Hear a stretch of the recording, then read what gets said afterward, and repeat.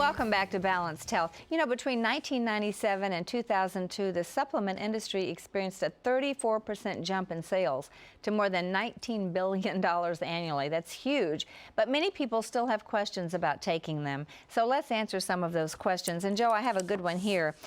Do any supplements interfere with my medication? Well, if you use supplements as a broad-based, you know, the term is often vitamin supplements, and it's kind of a misnomer because there's so many different types of supplements, okay? A dietary supplement is anything that's put into a form other than what we would typically consider on our plate for food. So in that regard, the answer is absolutely yes. It can affect your medication. Herbs especially. Right. Any type of herb, all pharmaceuticals, all drugs are herbal based. Sure. So yes, there's going to be some contraindications there.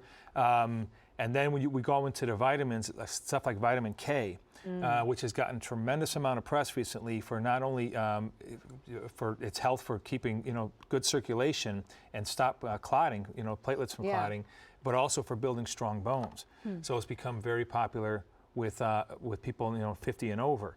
But some of those people are also on blood thinners like warfarin or Coumadin, and you never want to take those two things together. Well, one really good rule of thumb, you know, is that, you know, when you go into the doctor's office and they put what medications are you on, it's very important to put down if you're taking vitamin supplements, if you're taking herbs, right? It really is. I mean, that's very important to give your doctor that information. Where it can be a little bit difficult is sometimes the physician, just because of the litigative society we live in, might say, yeah, just go off all of it. Why would he or she want to mess with it, you know?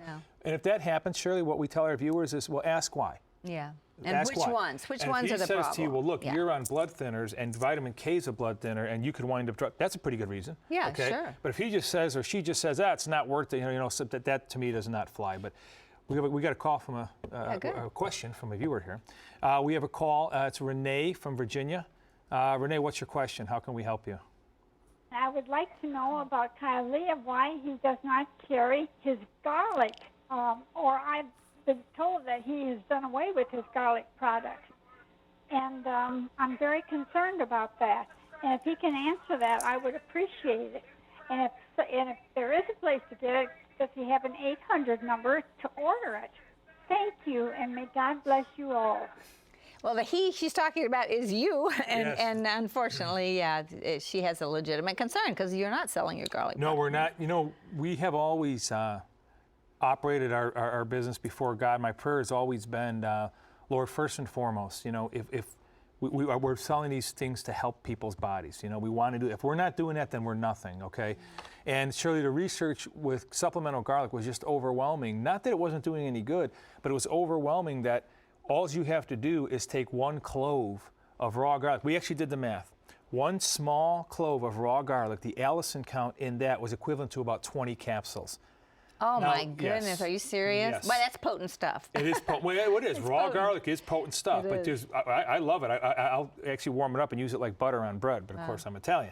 But you could even take just a very small piece of garlic and put it in a blender with a green drink, which is what I do. Sure. Oh, that's a good you have idea. all the garlic you need. So, you know, that's a good idea. And again, so much of what we did, Shirley, when we made the Total Living Drink, we canceled about 8 products for the Total Living Drink. And that's what I think what was her name in Virginia? Yeah. But you know, But garlic's not in there, so that's probably what she was asking. But that's why that Kylie did reduce a lot of their products because it all got put into the Total Living Drink, which is good. Well, you know, we also have our email box today. We received a wonderful suggestion from Renee in California. Let me go ahead and put this in right here, Joe, because I think this is such an absolutely wonderful suggestion. And she's talking about baking soda for canker sores. And I haven't gotten these for a long time. I like to think my body's healthier, but I used to get them a lot, you know, as a younger person, and they are so painful, and they can last for weeks. And she says you put a paste of baking soda, bicarbonate of soda, just common baking soda, and let it dissolve in your mouth and put that on there every couple hours, and they go away quickly. Well, you actually apply it to the sore. Right, you put it right on the sore. Right. And it is amazing. It breaks down that sore and basically dissolves it. I've heard of people also using milk of magnesia.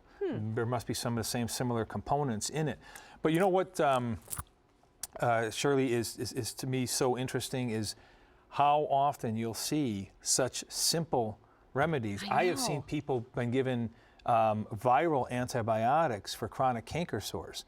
You talk about shooting a gnat with a cannon. That is. I mean, you know, and if it's way out of control, I mean, we know when that time is. Yeah, well, you know, we know.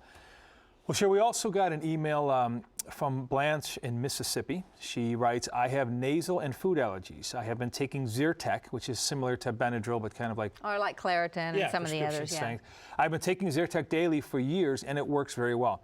Is there any harmful effects taking this type of medication over a long period of time? We want to direct that question to our resident doc, Dr. Walt Larimore.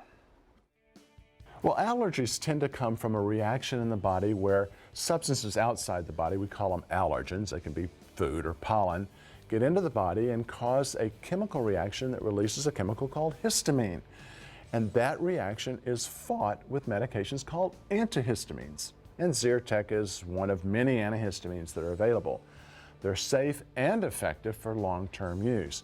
But if you're having to take antihistamines on a daily basis, you may want to consider some other therapies. For example, there are once-a-day medications that can prevent allergy reactions, or seeing an allergist for consideration of allergy shots may be another effective preventive therapy. Interesting. You'd think taking Zyrtec would be better than taking shots, allergy shots, but... Well, I mean, basically it's an antihistamine, or acts just like one. And on a day in and day out basis, Shirley, I agree with Dr. Larimore that there can be ramifications from that. What happens is an allergen, and most people don't understand this, an allergen is merely an overreaction from an antibody in your system.